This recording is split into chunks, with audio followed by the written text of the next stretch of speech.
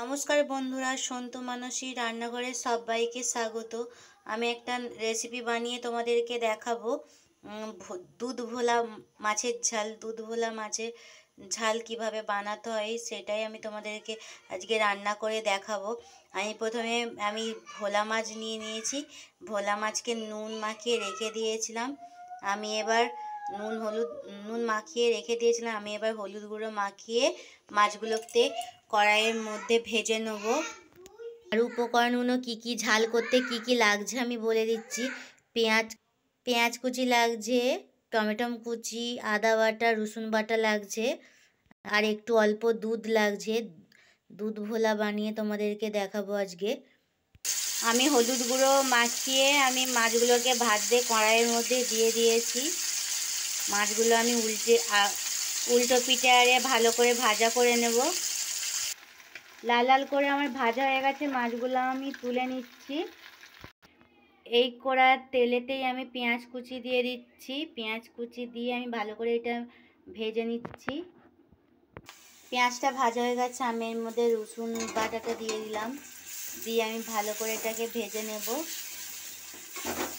রসুন ভাজা হয়ে গেলে আমি এবার আদা বাটা দিয়ে দিচ্ছি। আদা বাটা দিয়ে ভালো করে এটাকে ভেজে নিতে হবে। আদা বাটা ভাজা হয়ে গেলে আমি এবার পেঁয়াজ কুচি, টমেটো কুচিগুলো দিয়ে দিচ্ছি। টমেটো কুচিগুলোকে ভালো করে ভেজে নিতে হবে। টমেটো কুচিকে ভালো করে ভেজে নিতে হবে। আমি স্বাদ মতো নুন দিয়ে দিচ্ছি এর মধ্যে। স্বাদ মতো নুন দিয়ে দিচ্ছি। দিয়ে এটাকে মশলাটাকে ভালো করে কষাতে থাকতে হবে, ভেজে নিতে হবে। আমি এরপর হলুদ গুঁড়ো দিয়ে দিচ্ছি। আর এরপর লঙ্কা গুঁড়ো দিয়ে দিচ্ছি।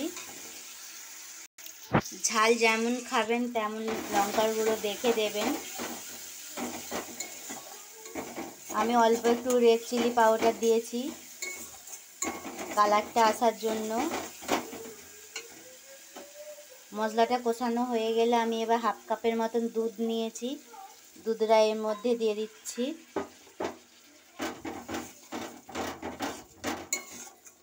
দুধটা দিয়ে আমি ভালো করে এটাকে একটু নাড়তে হবে। এটা গরম করা দুধই দিয়েছি, আমি গাই দুধ দিয়েছি, গরুর দুধ দিয়ে এই গ্রেভিটাকে ভালো করে একটু কষাতে থাকতে হবে। গ্রেভিটা মরে আসলে আর একটু জল দিয়ে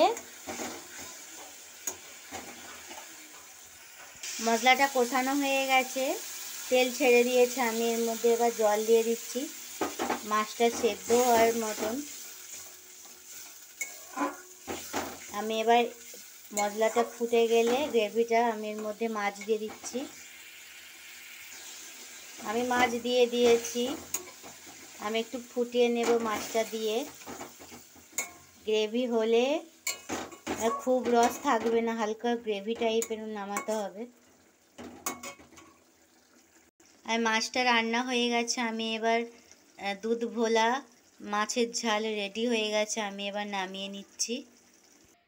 দুধ ভোলা মাছের ঝাল আমার রেডি হয়ে গেছে। কত কম উপকরণেই আমি বানিয়ে দেখালাম তোমাদেরকে। এই রেসিপিটা যদি পছন্দ হয় এইটা মাছটার ঝাল বানিয়ে এইভাবে খেয়ে দেখবেন। লাইক কমেন্ট শেয়ার করতে ভুলবেন না। অবশ্যই সাবস্ক্রাইব করে দেবেন। আমি এখানে এই ভিডিওটা শেষ করছি।